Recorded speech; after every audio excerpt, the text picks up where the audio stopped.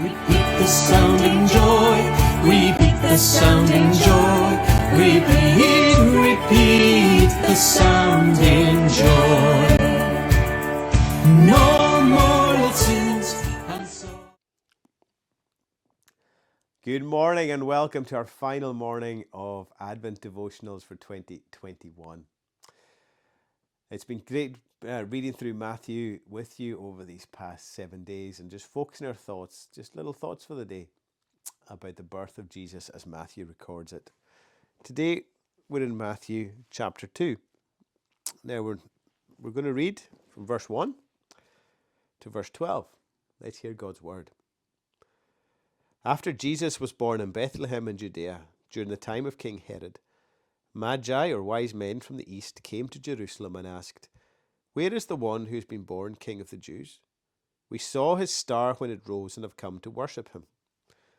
When King Herod heard this, he was disturbed, and all Jerusalem with him. When he had called together all the people's chief priests and teachers of the law, he asked them where the Messiah was to be born. "In Bethlehem in Judea," they replied, "for this is what the prophet has written. But you, Bethlehem, in the land of Judah, are by no means least among the rulers of Judah. For out of you will come a ruler who will shepherd my people Israel." Then Herod called the Magi secretly and found out from them the exact time the star had appeared. He sent them to Bethlehem and said, "Go and search carefully for the child. As soon as you find him, report to me, that I too may go and worship him." After they had heard the king, they went on their way, and the star they had seen when it rose went ahead of them until it stopped over the place where the child was. When they saw the star, they were overjoyed. On coming to the house, they saw the child with his mother Mary, and they bowed down and worshipped him. Then they opened their treasures and presented him with gifts of gold, frankincense, and myrrh. And having been warned in a dream not to go back to Herod, they returned to their country by another route. The visit of the wise men to Jesus is often portrayed on Christmas cards, and it's often portrayed wrong.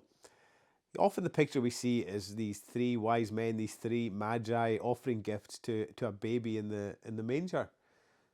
Now, it seems quite likely, if we read the Bible's account carefully, that Jesus was probably around the age of 2 before the wise men arrived.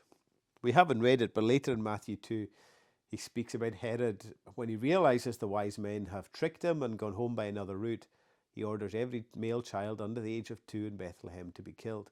So that gives us the rough age that he expects Jesus to be.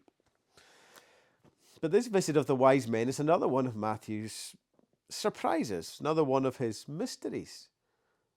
His story moves from Bethlehem to a faraway country, perhaps Iran, Iraq, somewhere around there as it would be today.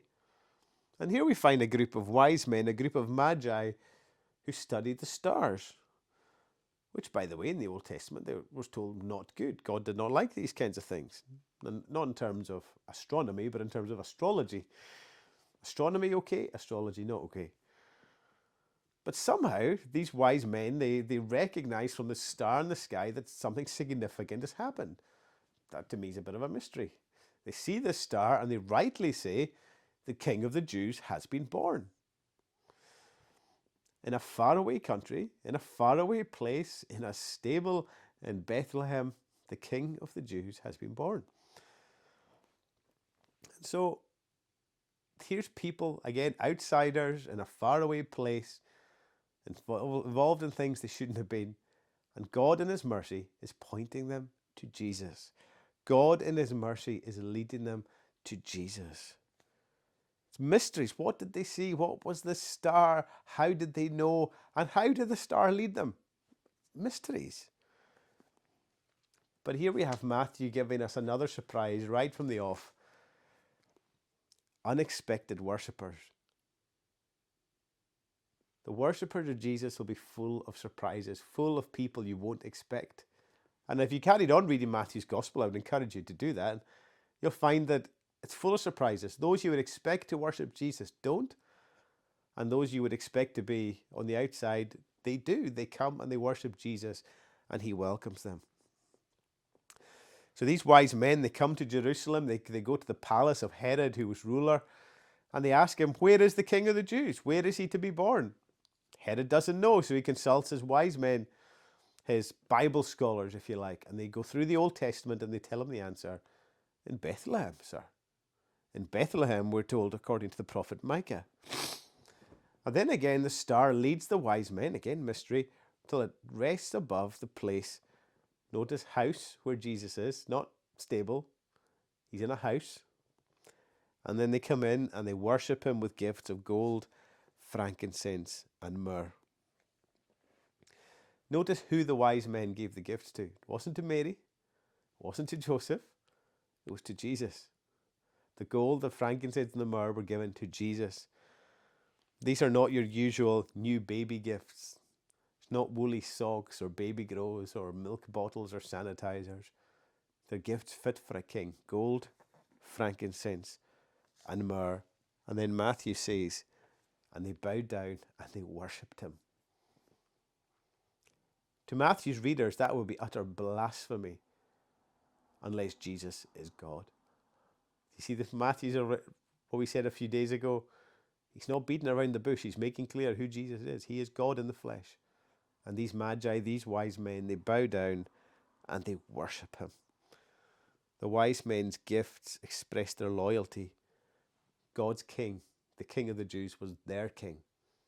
Is he your king? As we close this series of devotions, as we close thinking about these wise men, let us say two things. What about us? Two things. Surprises. Jesus draws surprising people from surprising places. That's Matthew's point. Sometimes we think, I don't think Jesus would accept somebody like me. You're thinking wrong. The gospel story is full of the unexpected, the unlikeliest people, but whoever you are, if you put your trust in Jesus, you have a part in his family. You have a part in his kingdom. Jesus will welcome you. Surprises and action. The wise men realized the king was born and they did something about it. They went and they found Jesus and they worshipped Jesus. What about you? You've maybe heard about Jesus. You maybe know the story about Jesus, but have you acted on it? Have you found him for yourself? Have you worshipped him? Have you received him as your king? Don't leave it. Don't just be satisfied with knowing about him. Go to him and receive him as your king, and you'll find him the greatest gift imaginable. Thank you for joining us over this past week. God bless.